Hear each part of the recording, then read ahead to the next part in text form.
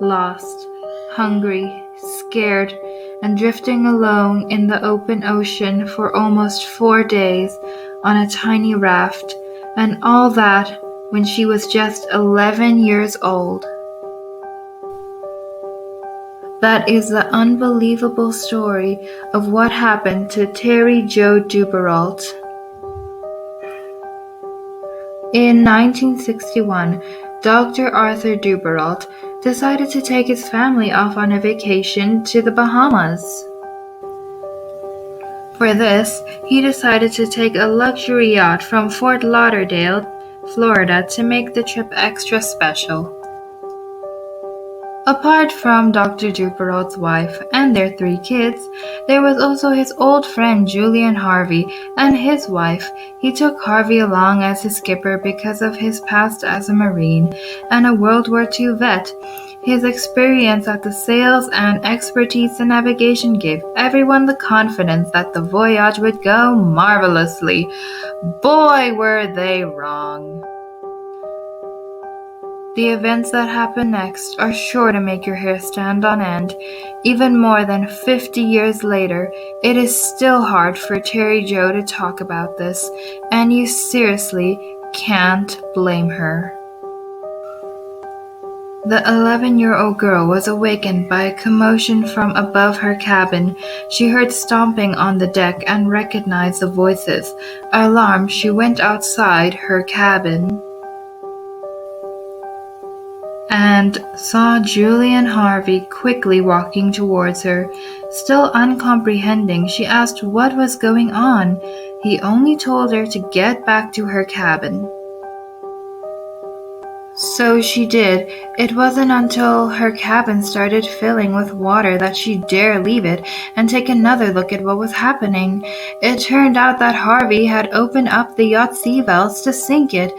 With everyone on board, there would be no radio calls for help or even an effort to keep it from sinking.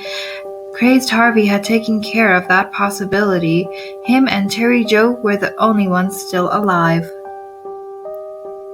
Seeing that she had showed up on deck again, Harvey approached her. He gave her a rope tied to a dinghy, and he told her to hold it, but what she did next would end up saving her life. She let go of the rope, and Harvey, panicking, dove into the ocean to catch up with the dinghy. Terry Jo managed to keep her wits about her and remembered there was a small cork lifeboat on the yacht. She untied it and threw it into the water on the other side of the yacht so that Harvey wouldn't see her and escaped the horrible scene. But the 11-year-old girl still had more surviving to do.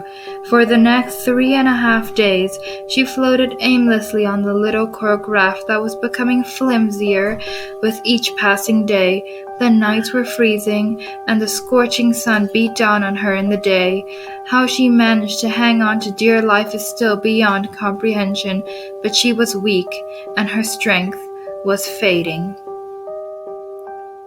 That was how a ship captain called Captain Theo found the little girl, and the ship's crew couldn't believe their eyes. In the tiny white lifeboat, a small, frail body sat there all wet and completely exhausted. When the crew took her on board, they saw that she was sunburned, dehydrated, and fevered.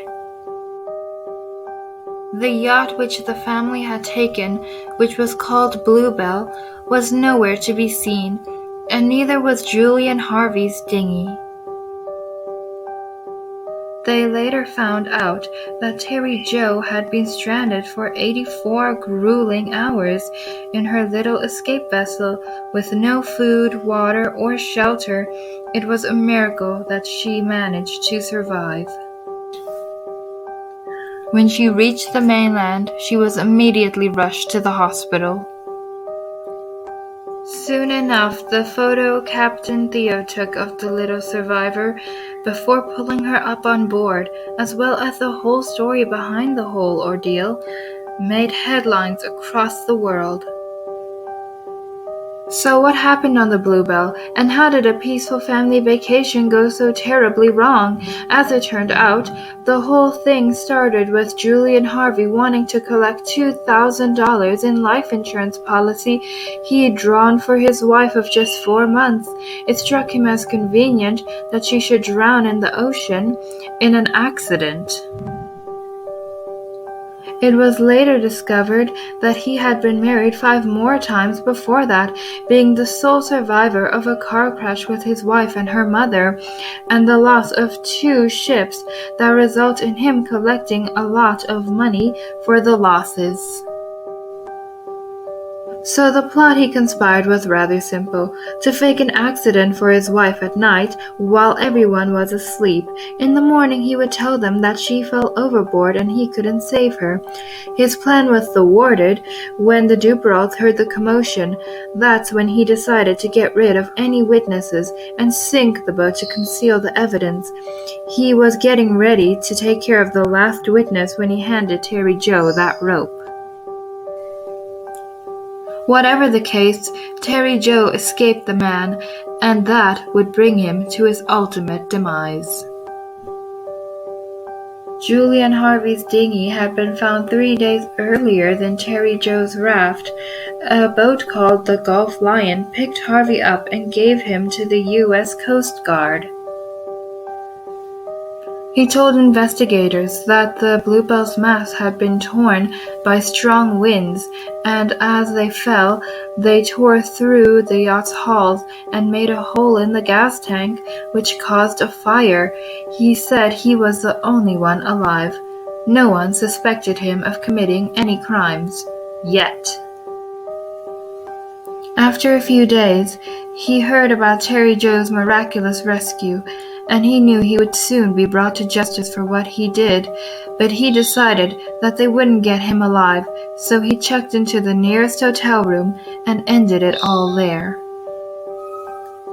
That all happened in 1961, but no one knew the whole story from Terry Jo's point of view for 20 long years. She didn't want to talk about her traumatic experience to anyone. She needed time to heal her wounds. In the 1980s, she found the strength to open up a bit and discuss this with her close friends, so they convinced her to get professional help. So she took their advice and decided to do something about her past. Unsurprisingly, it was still haunting her. She did get the right care and at last found some relief from what she had survived all those years ago. At the peak of her recovery was a book she wrote with the help of psychologist Dr. Richard Loken called Alone, Orphaned on the Ocean. It was published in 2010. Even after such a long time, it still chills the souls of everyone who reads it. She said writing the book was the last step of her healing process.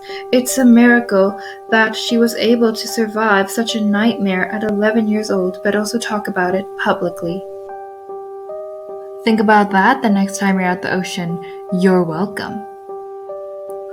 Hey, my name is Zoe, and thank you so much for watching. And please let me know what you guys would like me to do a video of next. And please make sure to go check out my friend Thomas's channel. His YouTube channel, his name is Tom Q. And I'm sorry if you can hear my bird in the background. I mean, you probably can. I couldn't get him to be quiet. Anyway, bye!